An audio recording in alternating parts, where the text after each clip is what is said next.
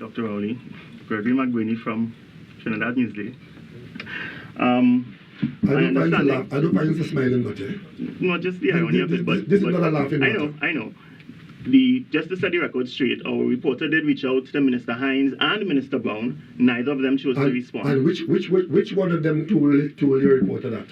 Well, our understanding is that the SOFA agreement has several clauses which include one that says the U.S. can launch military personnel and machinery to countries in conflict from signatories to the agreement.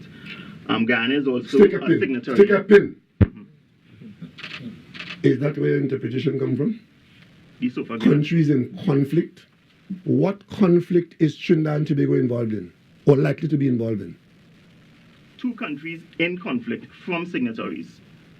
So anybody who has signed up to it, for example, Trinidad and Tobago and Guyana, the United States can use either country as a launching pad, I guess. For so in short, we are US based.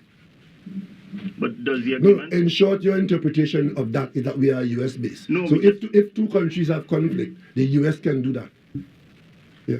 Sovereign Trinidad and Tobago will stand aside, and the US will just do that because we've signed an agreement where if 2 countries are in conflict, and I gather you will tell me we are not in conflict.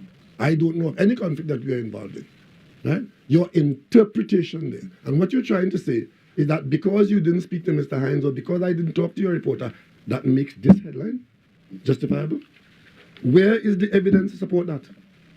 And why is it that this headline now runs counter to everything I've just said of our years of foreign policy and diplomacy when conflict was around us? So I'd just like to clarify though, says that the SOFA agreement does not say what we understand that it says. That it is not for me for you to misunderstand anything. What if what I say is how you understand it, it is what the fact is. So it doesn't say that you have published here the US can put troops in Trinidad and Tobago. So the agreement does not say that the US can launch military personnel. I am not engaging in any tutorial with you.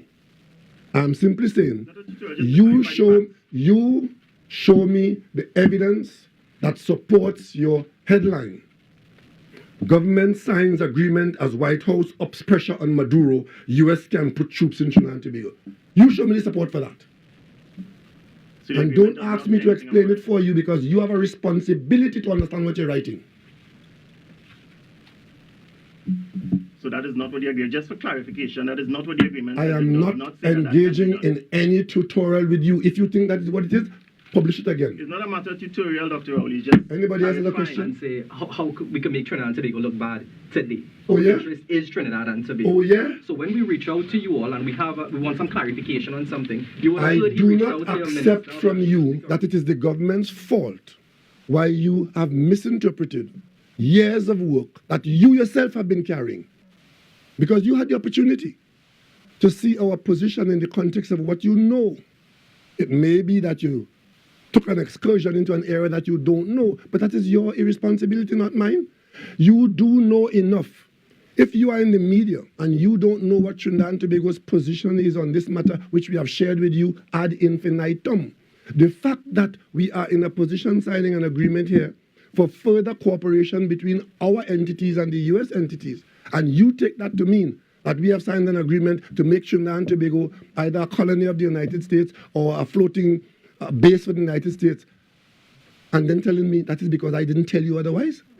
To reach out to the Minister of National Security, which they did, right? Yes. He didn't respond to them. Neither did Minister.